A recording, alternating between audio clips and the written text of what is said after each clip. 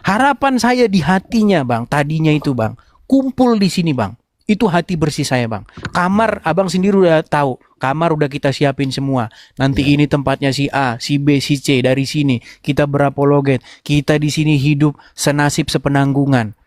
Itu tadinya niat saya, tapi ternyata malah begini jadinya. Nah ini Bang TJ Saragi ini orang yang sering sama saya jalan gitu. Selamat pagi Bang Beliau. Idris. Halo, gimana kabar bang? Baik, baik, sehat, puji Tuhan. Bangnya dari mana? Sehat, puji Tuhan bang. Jadi ini biar teman-teman kenal ya, Bang TJ ini temen saya di sini sering jalan bareng. Beliau bersama dengan istrinya, saya dengan sendal pink. Tahu persis itu. Jadi mana mungkin saya goblok-goblokin orang di sini gitu loh. Orang di sini tuh manusia punya pikiran. Kok bisa-bisanya saya goblokin semua orang di sini gitu loh. Jadi kalau ada orang yang fitnah saya bahwa saya di sini dengan selingkuhan apa, pasti Bang TJ ini tahu dan nggak mungkin dia mau ke sini kalau saya di sini dengan selingkuhan. Mana mau dia ke sini kalau saya di sini dengan selingkuhan? Gimana? Ya, yang percaya orang-orang goblok gitu Bang. Bentar Bang, saya lagi bikin kopi, tapi ada sesuatu yang saya mau bilang juga sih. Silakan. Tentang kan lagi ngebahas ini kan apa? Ngomongin apologet gitu ya. Ya. Jadi yang saya mau utarakan sambil ngopi kita pagi-pagi kan ngopi. Aku air putih aja bang. Air putih aja, oke. Kalau lagi ngopi nih. Jadi setelah aku amati, udah banyak apologet yang tanda kutip apologet gitu ya. Orang apologet ini mereka udah nggak berapologet lagi, tapi berfitnah gitu kan. Nah, yang kayak contohnya si Robert, si Agatha dan lain sebagainya. Dan yang lagi mereka coba melakukan adu domba sekarang antara Bang Edis dengan anak Batak. Nah, anak Batak ini seperti kuperhatikan dia ini kebebasannya ini tidak sebebas Bang Edis. Ya saya akui itu Jadi, bang. Makanya dia kalau ngomong kayaknya direm-rem gitu kan. Karena dia Betul. takut gitu. Betul. Nah, sementara saya amati gitu ya. Lawan debatnya si anak Batak yang membuat si anak Batak ini masuk penjara, bebas mau ngomong apa aja tentang iman Kristen apa segala macam, masih bebas berkoar-koar. Sementara si anak Batak terbungkam gitu, kayak gerak-geriknya itu diamati, cari kesalahan apa segala macam. Jadi itulah yang ketidakadilan yang berada di Indonesia. Makanya kami yang di luar ini sangat setuju sekali kalau bisa si anak Batak ya keluar Konoha lah, karena Harusnya gitu bang. Harusnya. iya, karena selama dia masih di Indonesia, apa yang dia mau utarakan dengan bebas, dengan jujur, dengan apa itu belum bisa. Ya. Akan Saya gini terancam bang. lagi. Saya tahu dia karena dia beberapa kali itu sebelum masuk penjara pertama, sebelum masuk penjara kedua itu pernah naik ke channel saya di YouTube saya pada waktu itu. Nah, Iya. beberapa kali dia ngajukan permintaan naik ke sini, itu tidak saya kasih naik karena gini, Bang. Saya tahu karakter dia ini kadang-kadang kebawa emosi. Ya. Nah, kenapa saya pengen dia hening dulu, silent dulu, nanti kepleset lagi. Iya. Gitu, makanya saya bilang berhenti dulu gitu, urusin dulu, pakai strategi gitu loh. Jadi banyak orang bang berapologet tidak punya strategi. Ini saya ngomong belak-belakan saja. Ya. Nanti kalau saya sebutin namanya pun saya nggak enak sebenarnya. Ya. Karena gini, saya ini kan 14 tahun bang, saya ngerti betul apa yang terjadi gitu. Nah, ketika orang mau mengambil langkah untuk berapologet, kalau tidak totalitas, maka dia hanya ada dalam posisi defensif. Dia hanya bertahan saja. Kalau dia nyerang, kena dia bang, masuk penjara dia. Nah, dalam dunia apologet saya perhatikan, kalau kita hanya defensif, kita hanya menjawab, seperti main catur bang, kita cuma bertahan, nggak pernah nyerang, kita nggak mematikan lawan. Makanya saya pikir dalam dunia apologet ini harus ada counter, serangan balik. Nah, untuk melakukan serangan balik, saya pastikan jangan di Konoha. Kalau di Konoha Anda selesai. Udah saya kasih contoh-contohnya. Muhammad KC, kemudian Gracia Pelo. Wah, saya sebutin nggak kelar-kelar nanti, ya kan? Nah, karena itu terjadi, maka harus ada strategi dalam dunia apologet. Makanya, teman-teman contoh saya mikir, kalau saya begini, saya gini, saya tidur di mana, saya begini, harus bagaimana, itu saya rancang semua. begitu. Dan tentu kita bawa kepada Tuhan. Puji Tuhan akhirnya kan. Akhirnya kita bisa mendirikan tempat di sini, Abang saksinya. Nah, harapan saya di hatinya, Bang, tadinya itu, Bang, kumpul di sini, Bang. Itu hati bersih saya, Bang. Kamar, Abang sendiri udah tahu. Kamar udah kita siapin semua. Nanti ini tempatnya si A, si B, si C. Dari sini kita berapologet. Kita di sini hidup senasib sepenanggungan. Itu tadinya niat saya, tapi ternyata malah begini jadinya. Begitu. Mereka malah kayak cemburu gitu. Nah, kalau pesan saya sih sama AB kayaknya itu dulu, Bang. Makanya dia nggak usah debat dulu karena nanti takutnya kepleset.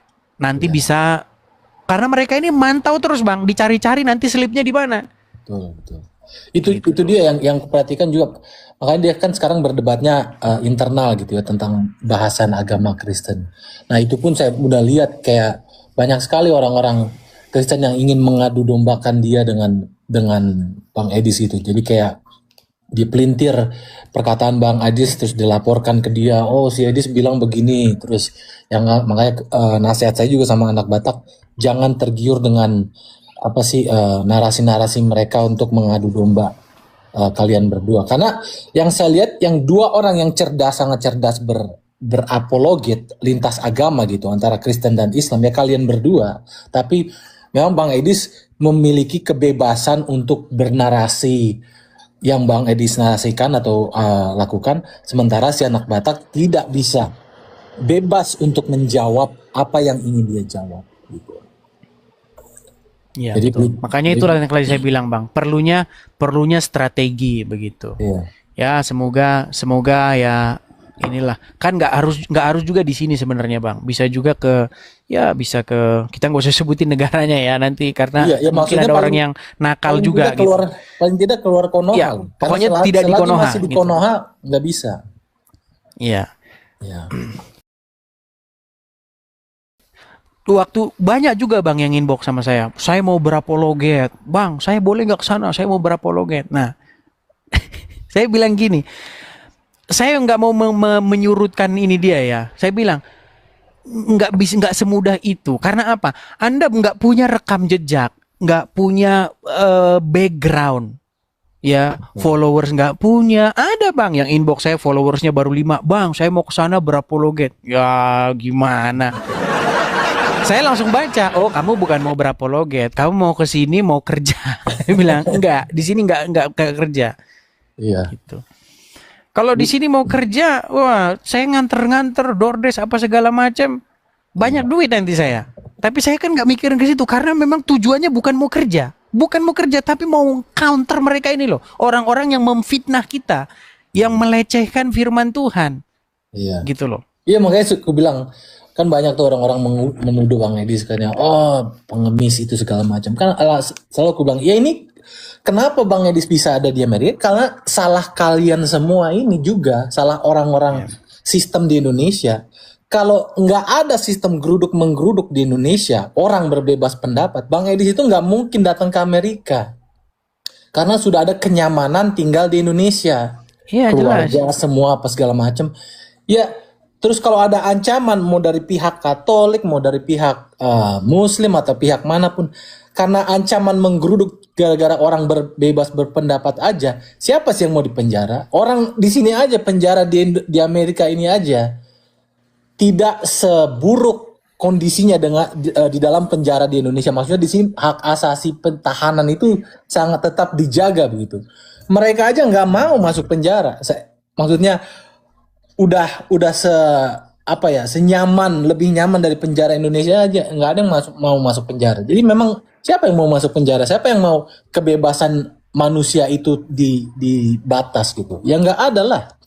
Jadi sebabnya Bang Edis ada di Amerika ini gara-gara orang-orang otaknya yang abad ke-7 akibat ketidakadilan gitu, Bang. Iya betul. Iya itu dia. Maksudnya gini loh, coba ya.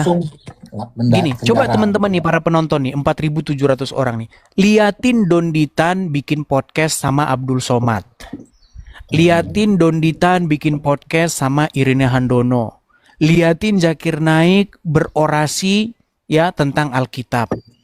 liatin Felix Siau, liatin Ustadz Adi Hidayat. Mereka kalau ngomong Alkitab itu, kalau bahasa Jawanya bang, seenak udel dewe, begitu loh. Kayaknya kayak bebas banget mereka, kayak waduh, giliran orang Kristen jawab, itu dibilang penistaan agama. Ini loh yang saya tuntut tuh itu, keadilan itu gitu loh. Kalau memang kita mau mengambil satu kesepakatan untuk ngurus agama masing-masing, ayo urus agama masing-masing. Yang Islam jangan ngurusin Kristen. Nggak usah bahas-bahas Kristen, bahas aja iman Anda. Begitu loh. Nggak mungkin juga nanti ada orang Kristen yang ngurus-ngurusin Islam. Ini kan terjadi akibat pembiaran demi pembiaran yang dilakukan oleh pemerintah. Bayangkan loh bang, seorang wapres loh bang, wakil presiden. Di istana wakil presiden mengundang seorang penceramah asal India, Zakir Naik. Kalau yang dibahas agama Islam, siapa mau ngurus bang? Ini yang dibahas bukan Islam, yang dibahas Kristen. Betul. Yang dibahas Alkitab gitu. Ngomongin Yesus seorang Islam dan lain sebagainya. Nah, sehingga membuat kami ini bersuara, menjawab. Nah, ketika jawab dipenjarain. Betul. Muhammad KC dipenjarain. Gracia Pelo dipenjarain, Saifuddin Ibrahim dipenjarain. Begitu kami ini menyuarakan orang-orang yang tertindas. Sekarang nih Abu Janda, kemarin kita bertiga jalan bareng. Nih teman-teman ya, kami jalan sama Abu Janda nih. Bertiga kami kemarin keliling-keliling. Dia ngomong apa sih? Dia menyuarakan ketidakadilan gitu loh dari kaum minoritas yang terus-menerus ditindas. Bagaimana ada orang kebaktian diganggu, dipersekusi. Sementara kalau mereka sendiri siang, malam, pagi, sore, sholat 5 kali sehari, toa bunyi berisik, nggak masalah. Ini yang kami suarakan tuh itu gitu loh. Supaya apa? Supaya jangan terjadi seperti itu. Nah, ketika Abu Janda mengeluarkan narasi-narasi seperti itu, bahwa umat Islam di provinsi tertentu itu barbar karena ada rekam jejaknya begini-begini, dilaporin polisi. Ini teman-teman, kami menyuarakan itu supaya adil kita ini. Itu dia, memang ketidakadilan masih nyata di sana, sayangnya gitu kan. Jadi memang sangat disayangkan sudah tahun 2026 abad ke-21. Hal-hal seperti ini terjadi dari waktu saya masih tinggal di Indonesia, Bang, 30 tahun yang lalu. Aku kira dengan pemilihan pemimpin-pemimpin tertentu akan berubah. Ternyata tetap saja masih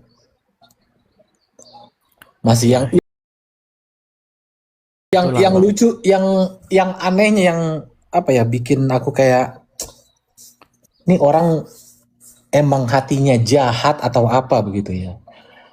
Kayak orang-orang Indonesia yang sudah tinggal dan ngaku-ngaku citizen, green card apa segala macam di Amerika, tetapi masih bernarasi atau berpola pikir seperti orang-orang kadrun atau orang-orang Oten abad ke-7 yang apa segala macam yang lagi masih di Indonesia.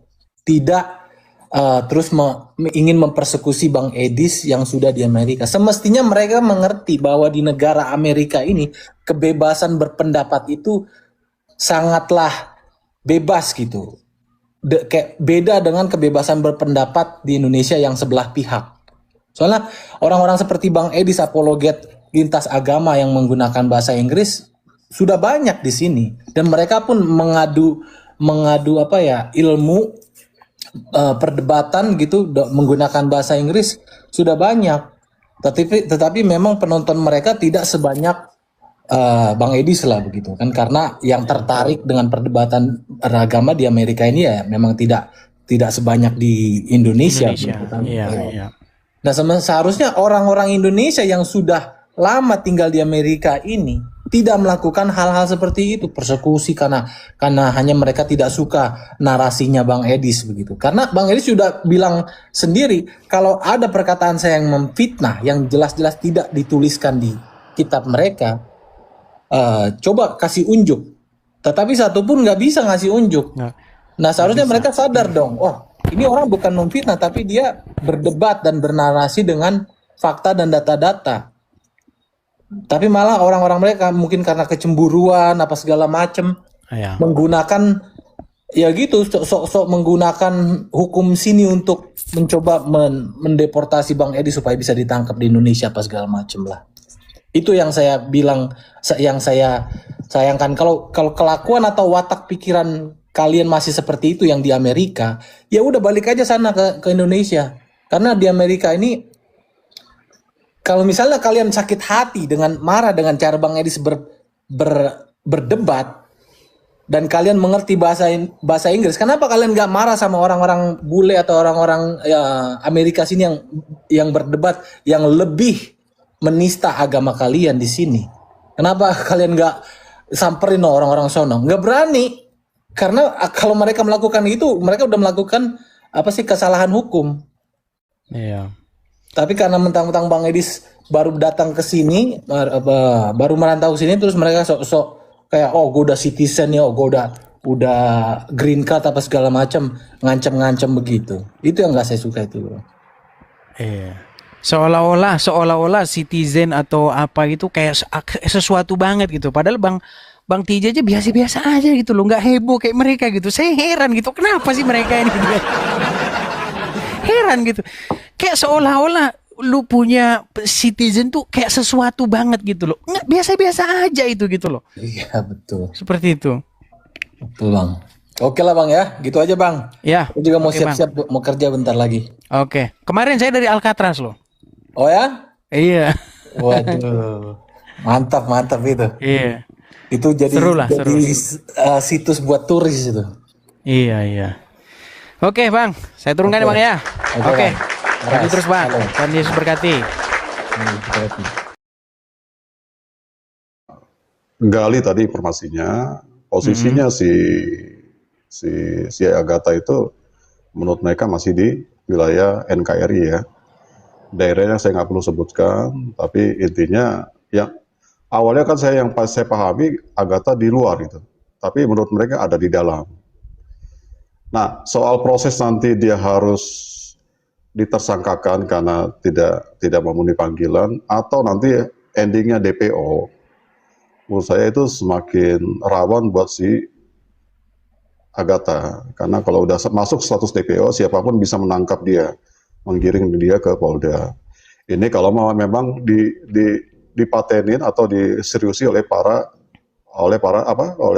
si pihak pelapor. Demikian Bang. Oke.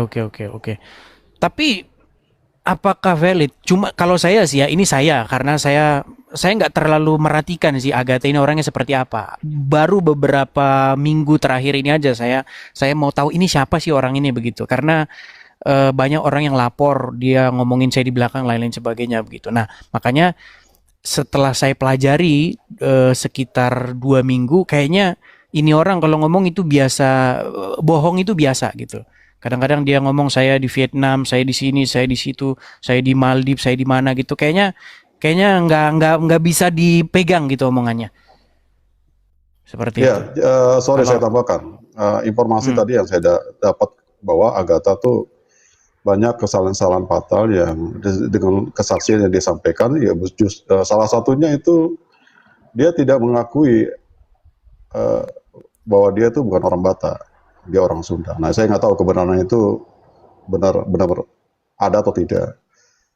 Dan dia kayak menutupi identitas diri dia sendiri di muka publik gitu. Dan itu yang membuat ada banyak orang kurang terima atas pernyataan yang tidak benar itu.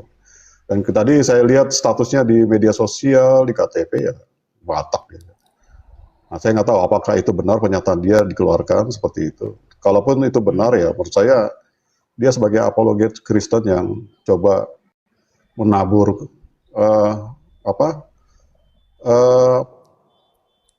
istilahnya menabur firman Tuhan untuk sebagai bentuk kesaksian untuk menjadi berkat bagi orang itu. Kalau mulutnya atau kesaksiannya secara pribadi itu tidak benar ya.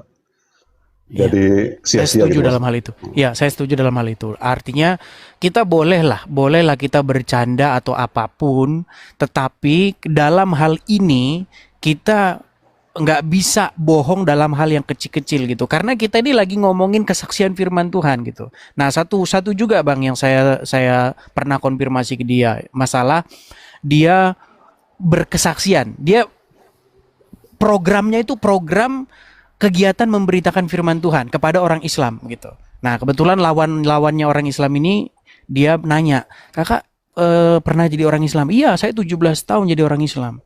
"Terus sudah berapa lama keluar dari agama Islam?" "Udah 3 tahun." "Berarti umur kakak berapa sekarang?" 20.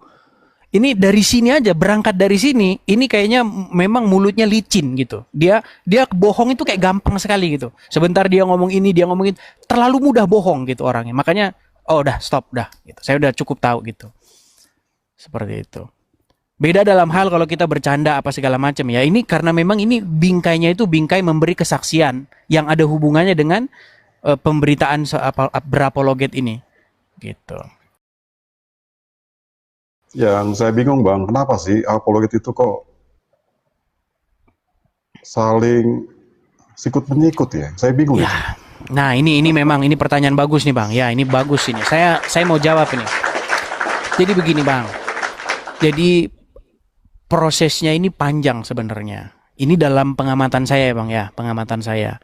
Selama ini kurang lebih ya 1 tahunan lah, kurang lebih saya itu berapologet. Berapologet dalam hal ini saya khusus saja menjawab dari pihak RT 6 yang menuduhkan sesuatu terhadap iman saya sebagai seorang Kristen. Ya, seperti ada Donditan, ada Abdul Somad, ada Zakir Naik dan lain sebagainya. Saya menjawab dan mengcounter mereka nih, Bang. Nah, setahun yang silam rame banget itu, Bang. Antusiasnya besar sekali. Ya, kadang-kadang bisa sampai 40.000, 20.000 yang nonton kalau live begitu. Nah, itu banyak sekali orang mengapresiasi saya. Banyak sekali orang kasih jempol, kasih berkat, banyak sekali.